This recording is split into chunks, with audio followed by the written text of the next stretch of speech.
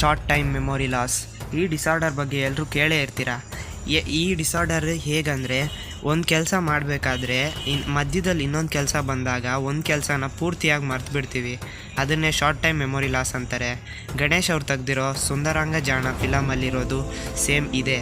ಇಂಥದ್ದೇ ಕೆಲವು ಇಂಟ್ರೆಸ್ಟಿಂಗ್ ಫ್ಯಾಕ್ಟ್ಸ್ನ ನಾನು ಈ ವಿಡಿಯೋದಲ್ಲಿ ಹೇಳ್ತೀನಿ.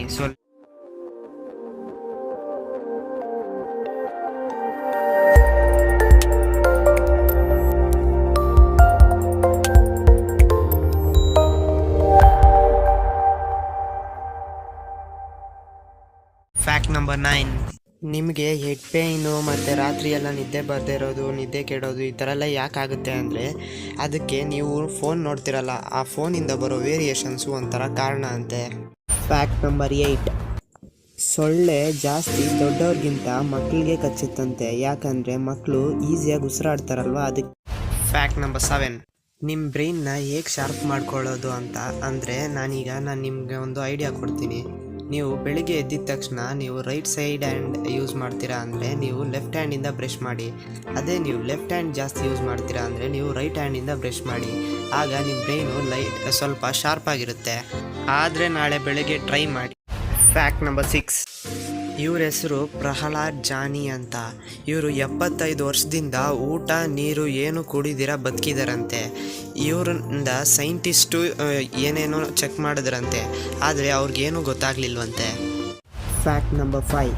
ನಿಮಗೆ ಸ್ಕ್ರೀನ್ ಮೇಲೆ ಕಾಣ್ತಾ ಇರೋ ಈ ಫೋಟೋ ಬಗ್ಗೆ ನಿಜ ಸುಳ್ಳು ಎರಡು ಹೇಳ್ತೀನಿ. ನಿಜ ಏನಂದರೆ, ದಕ್ಷಿಣ ಆಫ್ರಿಕಾದಲ್ಲಿರುವ ವಿಶ್ವದ ಅತ್ಯಂತ ಕಪ್ಪು ಮಗು ಅಂತೆ. ಇದು ಸುಳ್ಳು. ನಿಜವಾದ ನ್ಯೂಸ್ ಏನಂದರೆ, ಲೀಲಾ ಪ್ರಿಯರ್ಸನ್ ಎಂಬ ಕಲಾವಿದ ಬ್ರೀತ್ ಆಫ್ ಹೆವೆನ್ ಎಂಬ ಗೊಂಬೆಯನ್ನು ನಿರ್ಮಿಸಿದ್ದು. ನಿಜವಾಗ್ಲೂ ಹೇಳ್ಬೇಕಂದ್ರೆ ಇದೊಂದು ಗೊಂಬೆ. Fact number 4. ನಿಮಗೆ ಸ್ಕ್ರೀನ್ ಮೇಲೆ ಕಾಣ್ತಾ ಇರೋ ಈ ಅಜ್ಜಿ ಯಾರಂದರೆ, ಇವ್ರಿಗೆ 96 ವಯಸ್ಸು. ಇವರು ಕೇರಳದಲ್ಲಿರೋ ಒಂದು ಶಾಲೆಯಲ್ಲಿ ಓದಿದ್ದಾರೆ. ಇವ್ರ ಹೆಸರು ಏನಂದರೆ ಕಾರ್ತಿಯಾನಿ ಅಂತ. ಇವರು ಕೇರಳದಲ್ಲಿರೋ ಒಂದು ಶಾಲೆಯಲ್ಲಿ ಓದಿ 98% ತಗೊಂಡಿದ್ದಾರೆ. ಇವ್ರಿಗೆ ನಮ್ಮ ಕಡೆಯಿಂದ ಒಂದು ಸಲ್ಯೂಟ್ ಹೊಡಿಲೇಬೇಕಲ್ವ. Fact number 3. ನಾನೀಗ ನಿಮ್ಮ ಬ್ರೈನ್ ಜೊತೆ ಸ್ವಲ್ಪ ಆಟ ಆಡ್ತೀನಿ.